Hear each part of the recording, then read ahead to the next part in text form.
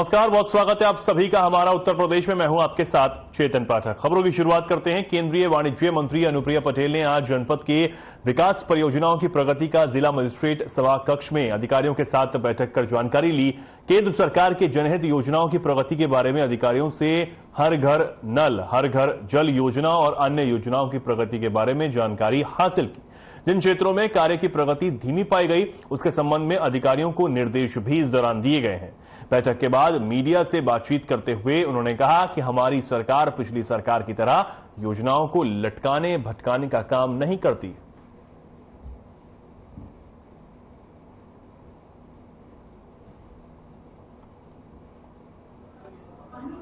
जितनी भी भारत सरकार की योजनाएं हैं उनकी एक समीक्षा होती है कि हमारी योजनाएं कहां तक जमीन पर पहुंची हैं और योजनाओं का जो लक्ष्य है उसको वो प्राप्त कर पाई है या नहीं। तो मिर्जापुर में जितनी भी भारत सरकार की योजनाएं हैं, उदाहरण के लिए जैसे हर घर नल योजना है, इस तरीके से जितनी भी भारत सरकार की योजनाएं हैं उसकी रेगुलर रिव्यू करके कहां तक जनपद में जो पात्र व्यक्ति है इससे लाभान्वित हो पाए हैं उसकी पूरी समीक्षा की गई और जहां जरूरी हुआ है वहां पे जहां समस्याएं हैं विभागीय अधिकारियों को मैंने निर्देश भी कर दिए।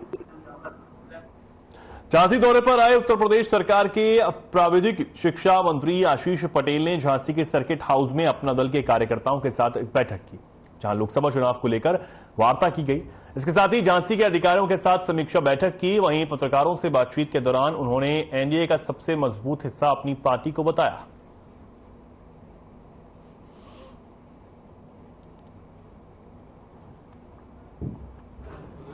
बात करनी है तो कर लें। झांसी पे Bundelkhand institute of engineering and technology के छात्रों के साथ एक मैं संवाद करना, नया सत्र प्रारंभ हो रहा है और उनके साथ संवाद करके और जो इंस्टीट्यूट की थोड़ी बहुत समस्याएं हैं उनको शासन स्तर से कहां ठीक किया जा सकता है उस विषय पे एक तो मैं बात करूंगा जाकर के संस्थान। दूसरा जो सबसे महत्वपूर्ण विषय है कि झांसी मंडल के सभी जिला स्तरीय, राष्ट्रीय और प्रदेश पदाधिकारी हैं, उनके साथ एक बैठक करके मैंने संगठनात्मक समीक्षा, जहां कुछ संगठन में चेंज करने की जरूरत है या वो है, उस पर एक फीडबैक लिया। चलिए अगर हो गया हो।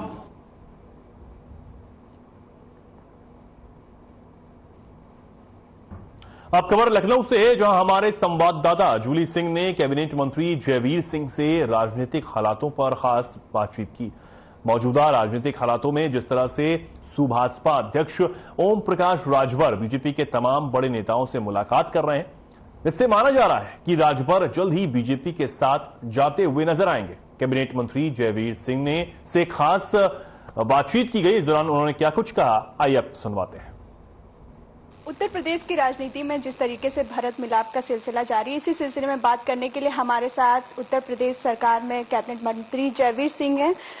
सर, जिस तरीके से राजभर का बयान आ रहा है, लगातार आपके मंत्रियों से वो मिल रहे हैं, डिप्टी सीएम से भी कुछ दिन पहले मिले थे, तो वो कब तक बीजेपी के साथ आ सकते हैं? देखो, भारतीय जनता पार्टी एक सिद्धांत, नीतियों, विचारों वाली पार्टी है। जो इन विचारों से मिलना चाहते हैं, जुड़ना चाहते हैं, प्रभावित होकर हमारी नीतियों के साथ आना चाहते हैं, उनका स्वागत है। नहीं आना चाहते उनका स्वागत है। क्योंकि आज भारतीय जनता पार्टी का गठबंधन, भारतीय जनता पार्टी की रीतियों का समर्थन पूरे देश की जनता कर रही है। हमारा सीधा गठबंधन जनता के साथ है, जनता हमारे साथ है और 2024 में पूरे देश में प्रचंड बहुमत के साथ मोदी जी की सरकार बनेगी। उत्तर प्रदेश की 80 की 80 सीटें उत्तर प्रदेश की जनता भाजपा की झोली में डालते हुए कमल खिलाने का काम करेगी। ये खबरें भी आ रही हैं कि जयंत चौधरी भी आ रहे हैं, तो कब तक ये लोग बीजेपी का दामन थाम सकते हैं? मैंने आपसे कहा ना, कौन आ रहा है कौन नहीं। सच्चाई है, मतलब जयंत चौधरी और राजभर, ये सब कितनी सच्चाई है इस बात? इसमें तो पार्टी के लोगों से आप पूछिए, संगठन से पूछिए, लेकिन मैं इतना कह सकता हूं कि ये समुद्र है भारतीय जनता पार्टी। जो भी हमारी नीतियों से, रीतियों से प्रभावित होकर आना चाहता है, स्वागत है। नहीं आना चाहता, स्वागत है। लेकिन हम अपनी दम पर, अपने जनता के बलबूते, जनता के समर्थन से, लोक कल्याणकारी, जन कल्याणकारी कार्यों के आधार पर, जिस तरीके से आदरणीय मोदी जी द्वारा, योगी जी द्वारा अंतिम छोर के व्यक्ति तक गरीब कल्याणकारी योजनाओं को पहुंचाने का काम किया है, उसको सिर ढकने के लिए छत देने का काम किया है, उसको तमाम गरीब कल्याणकारी योजनाओं के माध्यम से गरीबी रेखा से ऊपर उठाने का काम किया है। उन सबका वर्ग धर्म जात से ऊपर उठ करके कल्याण हुआ है। सबका साथ सबका विकास का नारा साकार हुआ है। उसी के बल पर 2024 में प्रचंड बहुमत से एक बार पुनः देश में कमल खिलेगा, सरकार बनेगी, ऐसा मैं भरोसा है। सर, बिहार में जिस तरीके से हिंसा हुई है, एक कार्यकर्ता की मौत भी हो गई है, बीजेपी के क्या कहना है इस पे आपका? इससे ज्यादा निंदनीय कुछ हो नहीं सकता। भारत के लोकतंत्र में हरेक दल को, हरेक पार्टी को अपनी बात कहने का, अपनी बात पहुंचाने का, धरना प्रदर्शन करने का अधिकार है, उससे रोका नहीं जा सकता।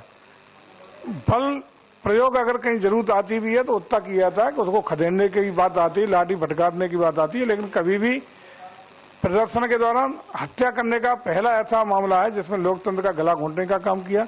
इससे नृशंस और दुखद घटना कोई हो नहीं सकती, जिसकी घोर निंदा की जानी चाहिए। निश्चित रूप से लोकतंत्र के लिए काला दिन है। महाराष्ट्र में जिस तरीके से फेरबदल हुआ है सियासत में, क्या लोकसभा चुनाव से पहले उत्तर प्रदेश में भी इस तरीके का कोई फेरबदल देखने को मिल सकता है? उत्तर प्रदेश में काहे का फेरबदल है? स्मूथली सरकार चल रही है। हमारे योगी जी के नेतृत्व में जबरदस्त तरीके से जन कल्याणकारी सरकार, गरीबों की सरकार, विकास की सरकार और बुलडोजर वाली सरकार, गुंडों के अपराधियों को ठीक करने वाली सरकार, प्रदेश में कानून का राज स्थापित करने वाली सरकार, प्रदेश में दंगा मुक्त करने वाली सरकार चमत्कारिक रूप से उत्तर प्रदेश में पिछले 6 साल से अपना परफॉर्म कर रही है और आगे भी बेहतर प्रदर्शन करने का काम योगी जी के नेतृत्व में हम लोग कर रहे हैं। सर, एक आखिरी सवाल, ब्रजभूषण शरण सिंह आपकी पार्टी से सांसद हैं। अभी कुछ दिन पहले उनका एक वीडियो वायरल हो रहा है, इसमें महिला पत्रकार के साथ बदसलूकी करते हुए नजर आ रहे हैं। सर, क्या कहेंगे? आप ही की सरकार बेटी बचाओ बेटी पढ़ाओ का नारा भी देती है और लगातार आपकी पार्टी के कई सारे ऐसे कार्यकर्ता हो या एक दो वीडियो पहले भी सामने आ चुके हैं। सर, किस तरीके से देखते हैं, क्या लगता है आपको? देखिए, पार्टी का, सरकार का बेटियों को प्राथमिकता देने में, बेटियों को पढ़ाने में, बेटियों को बचाने में और बेटियों को हर क्षेत्र में अग्रणी भूमिका निभाने के लिए प्रोत्साहित करने में शीर्ष प्राथमिकता रही है। सरकार अपना काम कर रही है। इंडिविजुअल किसी के बारे में कोई टिप्पणी करता है, अभद्र व्यवहार करता है या इस तरह की बातें करता है तो मैं समझता हूँ कि वो उसका अपना विषय है। निश्चित रूप से वो भाजपा का कोई विषय नहीं है। ना भारतीय जनता पार्टी इस तरह के कार्यों में विश्वास करती है, ना इस तरह के लोगों को प्रोत्साहन करने का काम करती है। ये थे हमारे साथ पर्यटन मंत्री जयवीर सिंह, जिन्होंने बड़ी बेबाकी से अपने सवालों के जवाब दिए। कैमरामैन हेमंत के साथ मैं जूली सिंह, RNTV, लखनऊ। आगे बढ़ते हैं। बाराबंकी जिले में हैदरगढ़ में आयोजित एक शिलान्यास कार्यक्रम के दौरान बीजेपी सांसद उपेंद्र सिंह रावत ने देश में बाढ़ की समस्या, सब्जियों की महंगाई और लोकसभा चुनाव 2024 को लेकर भी समाजवादी पार्टी, बीएसपी और कांग्रेस पर जुबानी हमला बोला है। बाढ़ को लेकर सांसद उपेंद्र सिंह रावत ने कहा कि ये एक दैवीय आपदा है, इसे एकदम खत्म नहीं किया जा सकता है। वहीं उन्होंने टमाटर और अन्य सब्जियों के महंगाई पर भी बोलते हुए कहा कि ये मांग और पूर्ति पर निर्भर है। इसका रेट राष्ट्रीय या अंतर्राष्ट्रीय स्तर पर तय नहीं होता है, लोकल स्तर पर इसका रेट तय होता है।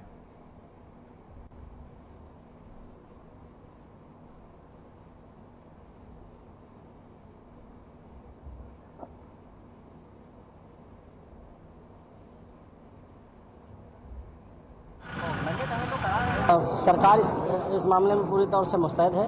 जिन राज्यों में भी बाढ़ की समस्या है वहां पर हमारी NDRF की टीम पर्याप्त मात्रा में पहुंच चुकी है, लोगों को बचाव कार्य में वो लग चुकी है। लेकिन अब ये चूंकि दैवीय आपदा है, इसको बिल्कुल एकदम से कहीं खत्म नहीं किया जा सकता, रोका नहीं जा सकता है। लेकिन इससे जो होने वाली जनहानि या धनहानि है उसके लिए हमारी सरकार पूरी तौर से तैयार है और उसको रोकने के लिए हमारी जो NDRF की टीम है वो पूरी तौर से काम कर रही है। फतेहपुर जनपद में आए हुए नए पुलिस अधीक्षक उदय शंकर सिंह के निर्देशन पर फतेहपुर पुलिस द्वारा बाइक चोरी करने वाले शातिर चोरों का पर्दाफाश किया गया है। थाना कोतवाली पुलिस द्वारा मुखबिर की सटीक सूचना पर संदिग्ध व्यक्तियों और वाहनों की ज्वालागंज तिराहे पर चेकिंग की जा रही थी। तभी पीरनपुर ज्वालागंज तिराहे की तरफ से 3 अभियुक्त काले रंग की बाइक से आते हुए दिखाई दिए, जिन्हें पुलिस ने पकड़ लिया और पूछताछ के दौरान अभियुक्तों की निशानदेही पर लखनऊ बाईपास के पास बंद पड़ी पुरानी सब्जी मंडी की झाड़ियों में से 7 बाइक और मौके पर बरामद 1 बाइक समेत कुल 8 बाइकों को बरामद किया गया है। गिरफ्तार किए गए शातिर चोरों के खिलाफ कई मुकदमे पहले से ही दर्ज हैं।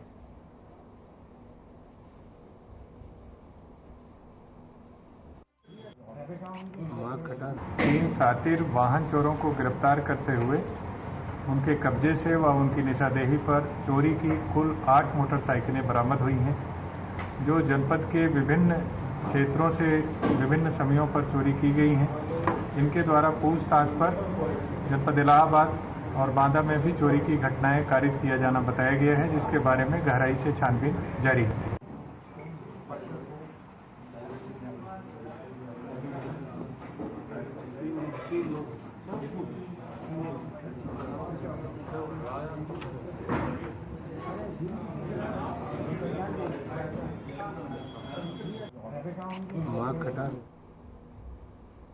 सूबे की राजधानी लखनऊ की वजीरगंज पुलिस ने सर्विलांस प्रभारी इंस्पेक्टर राजदेव और क्राइम टीम की मदद से 6 शातिर वाहन चोरों के गिरोह का भांडाफोड़ करते हुए 21 मोटरसाइकिल बरामद की हैं। आपको बता दें कि कोतवाल वजीरगंज मनोज मिश्रा और वजीरगंज थाने के तेज तर्रार उप निरीक्षक अनिल सिंह तोमर ने वाहन चोरों को गिरफ्तार कर लिया है।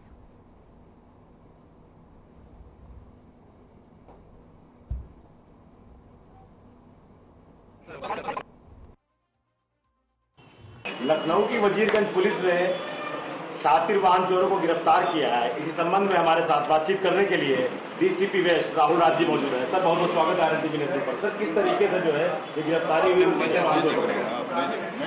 पश्चिमी जोन में पिछले दिनों में वाहन चोरी काफी संख्या में हो रही थी, जिसको रोकने के लिए मेरे द्वारा जो है टीम गठित किया गया था। इसमें क्राइम ब्रांच की हमारी टीम थी और थानों की भी टीम लगी हुई थी।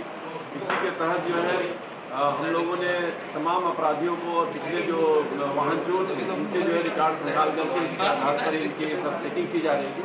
आज 6 अभियुक्त गिरफ्तार किए गए हैं, जिनसे 19 बाइक बरामद हुई है और 2 वाहनों के जो है पार्ट्स बरामद हुए हैं।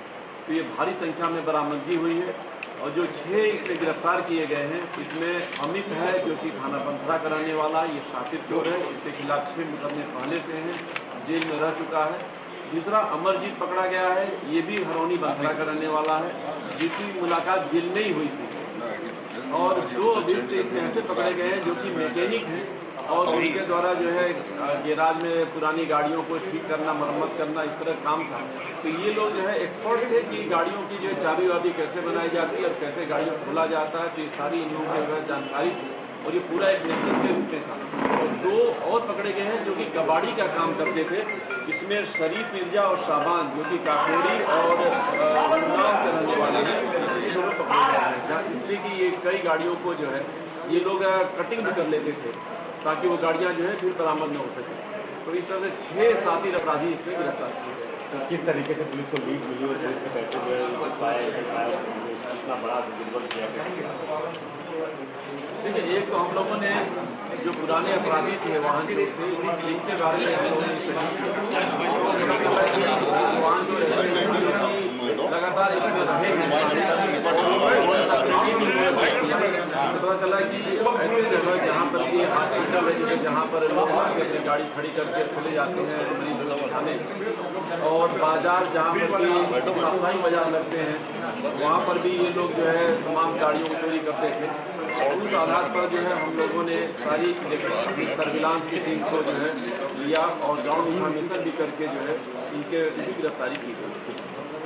वजीरगंज पुलिस ने 6 वाहन चोरों को गिरफ्तार किया है। बड़े ही शातिराना ढंग से ये लोग वाहन चोरी की घटनाओं को अंजाम देते थे। इस वाहन चोरी की घटनाओं में 2 कबाड़ी इन्वॉल्व थे। जो लोग गाड़ी चोरियां करते थे वो पहले भी जेल जा चुके थे, वो पूरा प्लान बनाते थे। इसमें 2 मिस्त्री भी इन्वॉल्व थे जो गाड़ी मरम्मत अच्छी तरीके से करना जानते थे। वहाँ मिस्त्री इन्वॉल्व थे, मास्टर की का भी यूज करते थे। लोग भीड़ भाड़ वाले इलाकों में साप्ताहिक बाजारों में या अस्पताल के आसपास या पहले रेकी करते थे। इसके बाद बड़ी ही आसानी से घटना कारित कर फरार हो जाते थे। पुलिस ने बड़ी ही मेहनत से इनको गिरफ्तार किया है। जैसा कि डीसीपी वेस्ट राहुल राज जी ने बताया कि इनके आपराधिक इतिहास खंगाले जा रहे थे। वाहन चोरी घटनाएं लगातार इस क्षेत्र में हो रही थी। पुराने अपराधियों के रिकॉर्ड से मिलान करके और फिर इनकी गिरफ्तारी की गई। 19 मोटरसाइकिलें बरामद हुई और 2 मोटरसाइकिल वाहनों के पार्ट भी जो है पुलिस ने बरामद किए हैं। लखनऊ से वीडियो जर्नलिस्ट हेमंत यादव के साथ रंजीत सिंह राठौर, RNTV नेशनल। जनपद मैनपुरी में बिजली विभाग के रिटायर्ड कर्मचारी के खाते से फर्जी तरीके से एटीएम यूपीआई जारी कराकर 11 लाख रुपए निकालने वाले 4 साइबर शातिर अभियुक्तों को मैनपुरी पुलिस ने गिरफ्तार कर लिया है। आपको बता दें कि पूछताछ में गिरफ्तार अभियुक्तों ने बताया कि वीरेंद्र शर्मा पुत्र रामेश्वर प्रसाद का कोई भी वारिस नहीं है।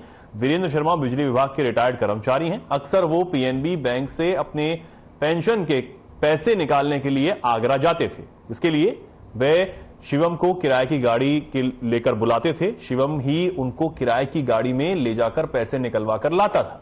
एक दिन हम चारों लोग एक साथ बैठे थे तो शिवम ने हमें बताया कि वीरेंद्र शर्मा के खाते में करीब 11 लाख रुपए हैं। उसकी कोई भी संतान नहीं है। उसी समय हम सभी ने उसके खाते से पैसे निकालने की योजना बनाई, जिसके मुताबिक शिवम ने वीरेंद्र शर्मा के घर जाकर पीएनबी बैंक खाते में लगे मोबाइल की सिम चोरी कर ली। वीरेंद्र शर्मा हैं जो कोतवाली क्षेत्र के रहने वाले हैं। ये रिटायर्ड विद्युत कर्मचारी हैं। इन्होंने एक शिकायत दर्ज कराई थी। कुछ अज्ञात लोगों ने इनके पीएनबी खाते से करीब 10,26,000 रुपए निकाल लिए हैं। तो इसमें इन्होंने एक मुकदमा पंजीकृत कराया था। इसकी जांच साइबर सेल को दी गई थी। तो आज कोतवाली पुलिस ने और साइबर प्रभारी ने 4 लोगों को गिरफ्तार किया है।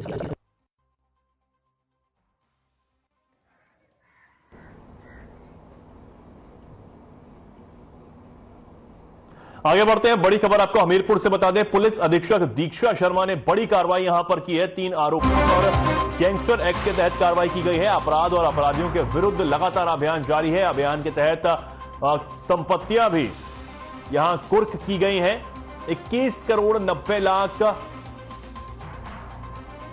89,234 रुपए की संपत्ति यहां पर कुर्क की गई है। 16 मकान और 10 वाहन भी यहां पर कुर्क किए गए हैं। समीन मोयुद्दीन उर्फ जम्मू पर यह कार्रवाई यहां पर की गई है। शरीफ उद्दीन आफ्ताब पर भी यह कार्रवाई यहां पर की गई है। मौधा पुलिस ने यह बड़ी कार्रवाई को अंजाम दिया है। बड़ी कार्रवाई यहां पर की गई है। पुलिस अधीक्षक हमीरपुर दीक्षा शर्मा ने यह बड़ी कार्रवाई यहां पर की है और 21 करोड़ से ज्यादा की संपत्ति को यहां पर कुर्क किया गया है। 3 आरोपियों पर गैंगस्टर एक्ट के तहत ये कार्रवाई करते हुए उनकी संपत्ति जो है वो अब कुर्क कर ली गई है।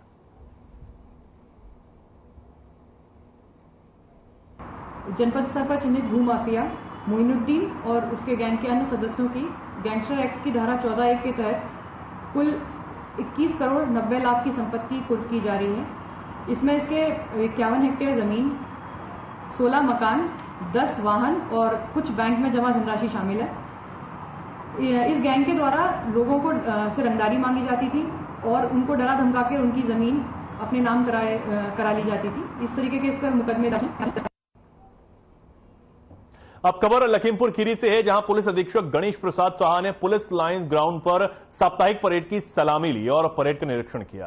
परेड में आरआई खीरी पुलिस लाइन का पुलिस बल और अलग अलग कार्यालयों में नियुक्त पुलिसकर्मी मौजूद रहे। निरीक्षण के दौरान परेड में शामिल सभी पुलिसकर्मियों को साफ सुथरी और स्वच्छ वर्दी पहनने और समय के साथ टर्नआउट मेंटेन करने का निर्देश दिया गया।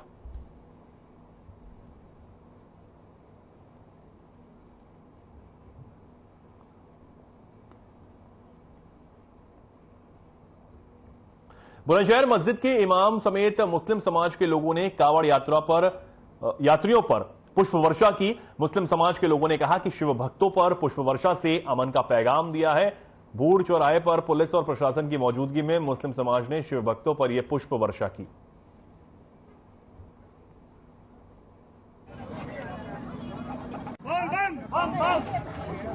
हरिद्वार से गंगा जल लेकर के हमारे सभी कांवड़िए भाई अपने अपने गंतव्य स्थान को जा रहे हैं। बुलंदशहर का ये मुख्य चौराहा भूड़ चौराहा है। यहाँ जनता के सहयोग से, हमारे पुलिस प्रशासन के सहयोग से सभी कांवड़िया भाइयों को खाने पीने का सामान, उनके ऊपर पुष्प वर्षा की जा रही है और वो रात में निकले, वो सुरक्षित रहें, इसके लिए उनको जैकेट भी दी जा रही है। अब खबर मैनपुरी से है, जहां चिकित्सा विभाग का मीडिया को लेकर तुगलकी फरमान जारी हुआ है। दरअसल चिकित्सा विभाग का तुगलकी फरमान पत्रकारों को लेकर दिया गया है। इसका वीडियो सोशल मीडिया पर जमकर वायरल हो रहा है। मैनपुरी सीएमएस मदन लाल ने समस्त स्वास्थ्य विभागों को नोटिस जारी किया है कि कोई भी अधिकारी कर्मचारी मीडिया के लोगों में नहीं बैठेंगे और ना ही मीडिया से बातचीत करेंगे। अगर कोई पत्रकार कोई जानकारी मांगता है तो उसे ना दी जाए।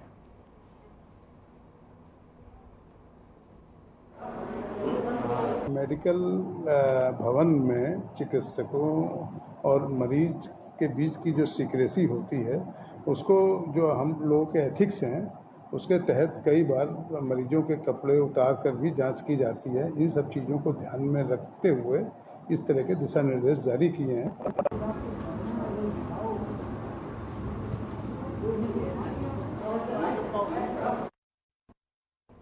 वृक्षारोपण अभियान को जन आंदोलन अभियान बनाने के लिए रविंद्र जायसवाल प्रभारी राज्य मंत्री की अध्यक्षता में आज कलेक्ट्रेट सभागार में बैठक की गई।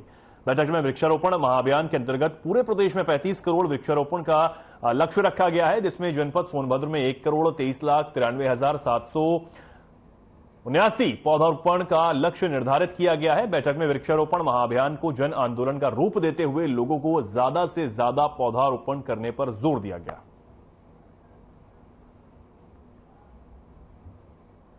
तो फिलहाल के लिए खबरों में इतना ही। नमस्कार।